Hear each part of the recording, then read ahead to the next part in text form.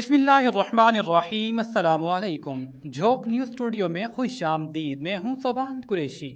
نظر ڈالیں گے آج کی اہم خبروں کی جانب۔ اہم خبر سے آپ کو اپڈیٹ کرتے چلے۔ ایشیائی ترقیاتی بینک نے ریکارڈنگ پاکستان کے تانبے اور سونے کے بڑے منصوبے کے لیے $410 ملین مالیت کی فنڈنگ کے پیکج کی منظوری دے دی ہے۔ اے ڈی بی کے اعلامیہ کے مطابق یہ منصوبہ دنیا کے سب سے بڑے غیر استعمال شدہ معدنی ذخائر میں سے ایک ہے جسے بحیرہ گولڈ آپریٹ کرے گا۔ فنڈنگ میں 2 طرز کے قرضے شامل ہیں جن کی مالیت $300 ملین جبکہ $110 ملین کی مالی ضمانت حکومت پاکستان کے لیے فراہم کی جائے گی۔ ریکارڈنگ منصوبے سے 2028 کے بعد تانبا اور سونا حاصل ہونا شروع ہوگا جس سے $70 ارب کا فری کیش فلو پیدا ہوگا۔ منصوبے کی مجموعی لاگت $6.6 ارب ہے جس میں 50% حصہ بحیرہ گولڈ جبکہ بقیہ وفاقی اور صوبائی حکومت کے پاس ہے۔ منصوبے کے پہلے مرحلے میں سالانہ 2 لاکھ میٹرک ٹن تانبا پیدا کرنے کا ہدف ہے جو توسیع کے بعد 4 لاکھ ٹن تک بڑھایا جائے گا۔ بحیرہ گولڈ کے مطابق منصوبے کی عمر 37 سال سے زیادہ بھی ہو سکتی ہے۔ اگر مزید اپ گریڈ اور نئی دریافتیں کی جائیں تو مزید تانبا بھی نکل سکتا ہے۔ مہنگائی کے بوجھ تلے دبے عوام کے لیے ریلیف کی خبر سامنے آ گئی۔ بجلی $1.69 فی یونٹ سستی ہونے کا امکان ہے۔ ذرائع کے مطابق تقسیم کار کمپنیوں نے بجلی کی قیمتوں میں کمی کے لیے national electric power regulatory authority NEPRA میں درخواست جمع کروا دی ہے۔ یہ درخواست ماہانہ فیول پرائس ایڈجسٹمنٹ کی مد میں جولائی کے لیے دی گئی ہے جس پر نیپٹا 28 اگست کو سماعت کرے گا۔ نیپٹا اگر یہ درخواست منظور کر لیتا ہے تو صارفین کو آئندہ ماہ بجلی کے بل میں کمی کی صورت میں یہ ریلیف فراہم کیا جائے گا جس کے بعد بجلی کی قیمت میں بھی $1.69 کمی کا قوی امکان ہے۔ موسمیاتی تبدیلیوں نے گلگت بلتستان میں تباہی مچا دی۔ غدر میں گلیشیئر پھٹنے کے باعث آنے والی اچانک سیلاب اور لینڈ سلائیڈنگ نے ایک مرتبہ پھر نظام زندگی درہم برہم کر دیا۔ متعدد دیہات زیر آب آ گئے۔ روشن گاؤں کی پوری آبادی محصور ہو گئی۔ ضلع انتظامیہ کے مطابق تالیداس نالے میں رات گئے دونوں طرف سے لینڈ سلائیڈنگ ہوئی جس سے گلگت شندور روڈ مکمل طور پر بند ہو گیا۔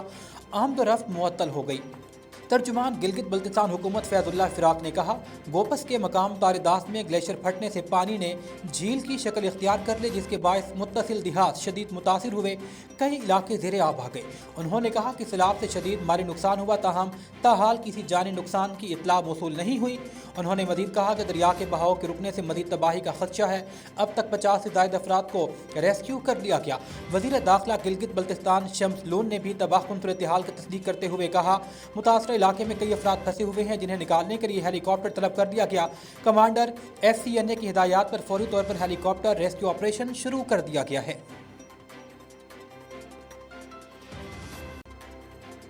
محکمہ موسمیات نے 22 اگست سے 26 اگست تک خیبر پختونخوا کے مختلف علاقوں میں وقفے سے تیز بارشوں کا امکان ظاہر کیا ہے۔ PDMA نے متعلقہ ضلعی انتظامیہ اور اداروں کو الرٹ رہنے کی ہدایات جاری کر دی۔ موسمی نظام کے تحت بلائی وسطی اضلاع بشمول ایبٹ آباد، مانسہرہ، چترال، سوات، دیر، مالاکنڈ، کوہستان، بونیر، پشاور، مردان، نوشہرہ، DI خان اور وزیرستان سمیت دیگر اضلاع میں بارشوں کے نئے سلسلے سے سیلابی صورتحال اور پہاڑوں پر لینڈ سلائیڈنگ کا خدشہ ہے۔ PDMA رپورٹ کے مطابق شدید بارشوں سے مقامی ندی نالوں میں برساتی نالوں میں طغیانی کا خدشہ ہے جبکہ پہاڑوں پر لینڈ سلائیڈنگ اور شہری علاقوں میں اربن فلڈنگ ہو سکتی ہے۔ اس حوالے سے PDMA نے تمام ضلعی اداروں کو پیشگی الرٹ رہنے کی ہدایات جاری کی ہیں۔ ملتان سے آپ کو اپڈیٹ کریں گے جہاں ملتان ہائی کورٹ کے سینئر جج مسٹر جسٹس صادق محمد خرم مسٹر جسٹس سید احسن رضا قاسمی نے فیصلہ سناتے ہوئے مشہور گینگ بوسن گینگ کے ساتھ الزام اغوا برائے تاوان کی 2 سال پہلے سزا سنائی گئی تھی اس کو معروف وکیل سینئر شاہد حسین خان گھلو اور ملک یوسف اور عرفان خان گھلو نے رہا کروا دیا۔